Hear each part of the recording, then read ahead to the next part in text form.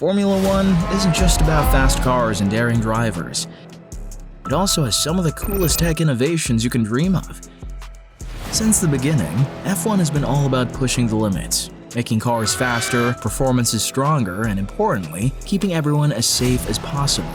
This drive to always be better has touched every part of F1, so let's take a look at the impact of technology on Formula One. First up, the 50s were huge for F1 technology. Teams were always trying to one-up each other, bringing new car designs and tech to the racetrack almost like clockwork. A big deal back then was messing around with car aerodynamics and experimenting with rear-engine designs. And at the center of this innovation, the engines. Even though there were rules about engine size, teams started getting creative, introducing V8 and V12 engines to the scene. These engines, not exactly new but not common before, started to dominate the tracks with their power and speed. But with great speed comes great responsibility, right? Safety became a major concern, leading drivers to switch from those old cloth and cork helmets to tougher steel ones. It took until the 1970s, though, for helmet safety to become truly important. And we all know how all that went down.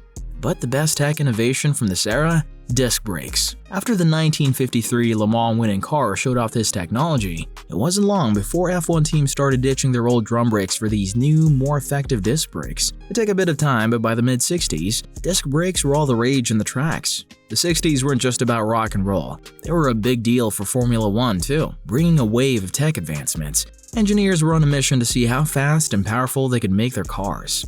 A key move? Using lightweight materials so cars could zoom by on the track. Aerodynamics started getting a lot of attention. Teams played around with wings and other gadgets to boost grip and make cornering at high speeds a breeze. Then, in 1962, everything changed with a monocoque chassis. The goal was to have a car's body made from a single piece of aluminum, stronger, lighter, and packing everything from the suspension to the fuel tank. Though this concept borrowed from aviation, bringing it to racing was a huge leap for F1. By 1968, aerodynamics was popular, with the introduction of the first high-winged car marking a big shift. Wings and spoilers were the norm, totally transforming the look of F1 cars. Then came slick tires, offering smoother rides and killer grip, shaving seconds off lap times and ramping up the excitement. But not every innovation stuck with us. Take a look at the first four-wheel drive F1 car. Super advanced and powered by a beefy V8 engine. Sadly, regulations on engine size meant it never got a chance. Even with the ups and downs, the 70s kept the tech evolution in F1 rolling right along.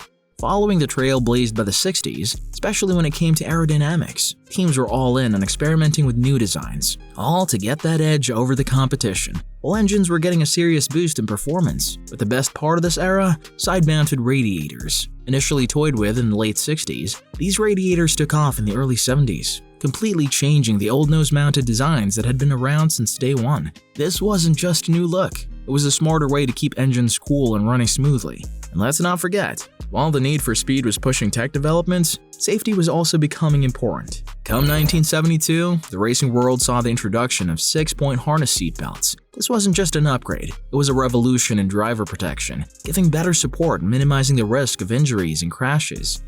Though it took until the 90s for these belts to become a must-have according to FIA rules, they were a major step forward in safety. Then there was the turbocharger's debut in the 70s, a real power player. By harnessing the exhaust gases to pump more air into the engine, turbochargers made the cars way more powerful, turning up the dial on speed and excitement in the track. The 80s were huge for Formula One, with carbon fiber leading the innovation parade. What made carbon fiber so special? Well, it made cars lighter, stronger, and more rigid all at once. McLaren was the pioneer, rolling out the first carbon fiber monocoque in 1981. Setting a new standard in car design. But the tech train didn't stop there. Come 1982, active suspension systems hit the scene, giving teams unprecedented control over their car's handling by allowing real-time suspension adjustments. This tech was all about fine-tuning cars for each race's specific challenges.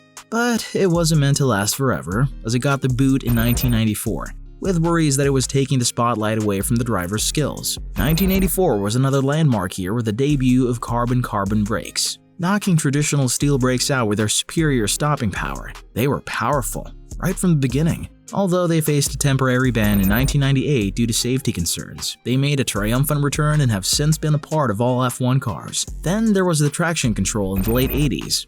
A neat bit of tech that tweaked the power to the wheels for smoother acceleration, spot-on starts, and tighter control around bends. its journey has been just as chaotic as carbon-carbon brakes, with bans and comebacks, and it's currently on the no-go list. The one tech that did stick around was the semi-automatic gearbox, aka the paddle shift gearbox, making gear changes quicker and more seamless than ever.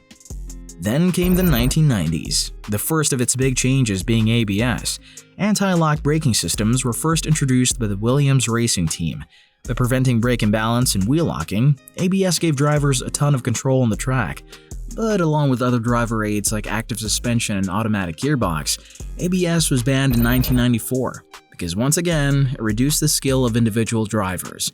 But that wasn't it for the 90s though, because the steer brake pedal was also introduced. This invention allowed for more precise braking, with only one rear brake operating on the side of the car dictated by the track's layout.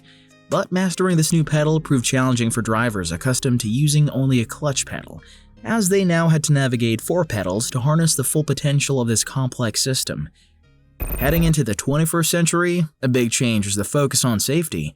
The first big development was the neck support device, or HUNS. This useful gadget, consisting of a carbon fiber collar and elastic straps, prevented drivers' heads from slamming into the steering wheel during crashes, saving lives on the track. But there's more.